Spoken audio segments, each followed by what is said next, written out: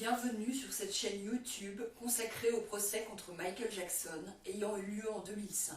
Sur cette chaîne, je résume le procès jour après jour en m'appuyant sur la retranscription du procès venant du tribunal de Santa Maria en Californie. Si vous ne l'avez pas déjà fait, je vous recommande fortement de visionner mes vidéos précédentes afin d'avoir une vision précise du déroulement de ce procès et de prendre connaissance de l'ensemble des informations. Dans la vidéo d'aujourd'hui, je vais résumer le déroulement du procès le 12 avril 2005, 29e jour du procès après la sélection du jury.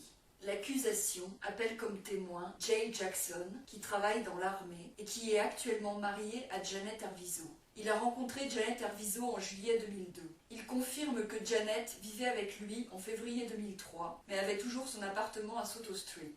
Il a été une fois à Neverland en été 2002 avec Chris Tucker et sa petite amie pour l'anniversaire de leur enfant et n'a pas vu Michael Jackson ce jour-là. Il n'a jamais rencontré Michael Jackson avant de venir témoigner. Il dit que Janet vivait de 3 à 4 jours par semaine chez lui en février 2003. Il a eu l'occasion de visiter la maison des parents de Janet à El Monte. Il dit qu'il avait su que les Arvizo devaient aller à Miami en février 2003 pour une conférence de presse. Il a regardé le film Living with Michael Jackson en entier au moment où Janet Arvizo et ses enfants étaient à Miami. Il dit qu'il a parlé à 2 reporters britanniques à l'adresse de Janet à Soto Street, juste avant la diffusion du film aux États-Unis. Il dit que les 2 reporters travaillaient pour un tabloïd et voulaient faire une interview des Arvizo et les prendre en photo. Il dit qu'on lui a proposé 400 à 500 $ et qu'il a refusé. Il dit que Janet et ses enfants ne lui avaient rien dit de négatif sur Michael Jackson avant cela. Un jour ou 2 après, il a eu une conversation téléphonique avec l'un des reporters. Il dit qu'on lui proposait 15 000 $ et qu'il a encore refusé. Il dit que le reporter a rappelé plusieurs fois après. Il dit que d'autres reporters l'ont appelé à son bureau et sont venus à son appartement. Il dit qu'il n'a jamais accepté d'argent de personne. Il dit que Janet l'a appelé plusieurs fois par téléphone quand elle était à Neverland après leur retour de Miami et qu'elle avait l'air angoissée. Les Arvizo sont retournés à El Monte et Jay Jackson est allé les voir pour les amener chez lui et a reçu des appels de Frank Cassio. Il dit que Frank lui avait demandé une fois quel genre de voiture il conduisait. Il dit qu'une fois, il a vu des vidéos de surveillance de lui-même dans sa voiture.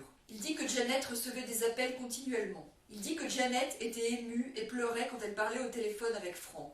Il dit qu'il l'entendait dire qu'elle était perturbée par la manière dont elle était traitée par Dieter et Ronald. Il dit qu'il a rencontré Brad Miller une fois, quand Brad Miller est venu faire un entretien enregistré avec les Arvizo chez lui et que Janet avait l'air d'anticiper son arrivée. Il pensait que Brad Miller travaillait pour Michael Jackson. Il dit qu'il n'a pas posé de questions et n'écoutait pas car il entrait et sortait de la pièce. Il dit que l'entretien a dû durer environ 2 heures. Il dit que Janet est partie par la suite à Neverland et est revenue sans les enfants, qu'elle avait l'air émue mais ne lui a pas dit pourquoi, et que Frank appelait encore. Il dit qu'il a revu brièvement les enfants Arvizo quand ils ont fait un entretien avec le département des services de l'enfant et de la famille chez lui. Il dit qu'il savait que Frank travaillait pour Michael Jackson.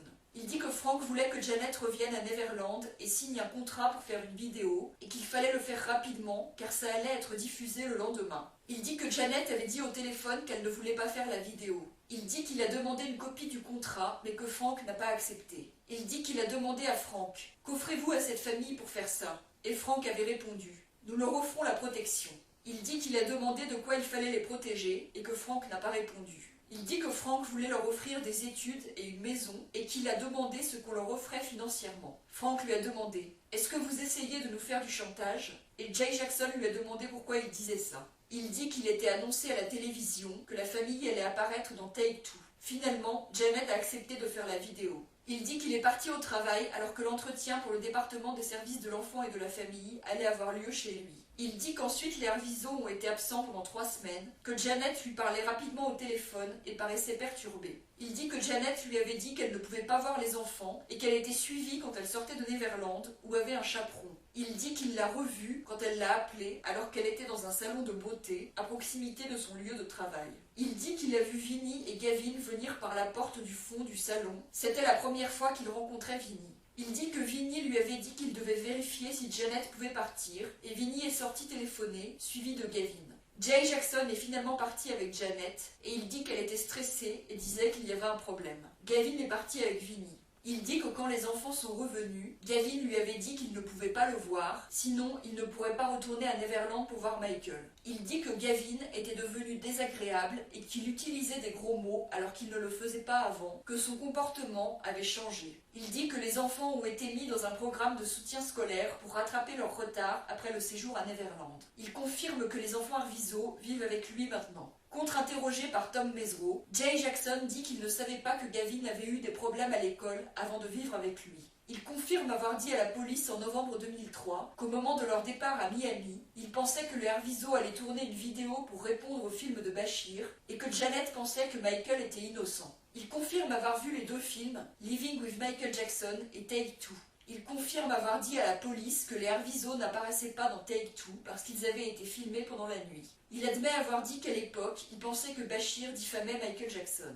Il admet avoir eu des discussions concernant l'argent avec David Garner, l'un des reporters britanniques, et qu'il n'avait pas pu parvenir à un accord. Il dit qu'il ne sait pas si Janet avait signé un contrat. Il dit que pendant l'entretien avec Brad Miller, il s'est déplacé fréquemment dans son appartement et n'a pas tout écouté. Il n'a pas entendu Brad Miller dire qu'il travaillait pour Marc Geragos. Il ne sait pas si Brad Miller a fait quoi que ce soit pour dire aux Arvizo ce qu'il devait répondre. Il confirme que le salon de beauté où il a retrouvé Janet était à proximité d'un bâtiment du FBI et de son lieu de travail, et que c'est un quartier très commercial de Los Angeles avec de nombreux magasins. Il dit que le lendemain, Janet est allée au tribunal pour une comparution devant le tribunal de la famille. Il confirme qu'il avait vu sur internet que des gens allaient se faire des millions sur Take Two et qu'il demandait à Frank ce que la famille aurait. Il dit n'avoir jamais discuté avec Janet d'un contrat dans lequel ils auraient demandé une compensation. Il dit qu'il n'a pas discuté avec Janet de l'affaire, ni avec les enfants Arvizo, sachant qu'il vit avec Janet et les enfants depuis mars 2003. Il dit qu'il a accompagné Janet une fois chez l'avocat Binti Kerman en mars ou avril 2003. Il confirme avoir déjà rencontré plusieurs fois Jamie Masada. C'est ici que se termine ce résumé de la journée de procès. Si vous voulez lire la retranscription du procès, vous trouverez le lien de la retranscription sous la vidéo. Si vous appréciez mon travail, je vous encourage à vous abonner, à liker la vidéo et à la partager.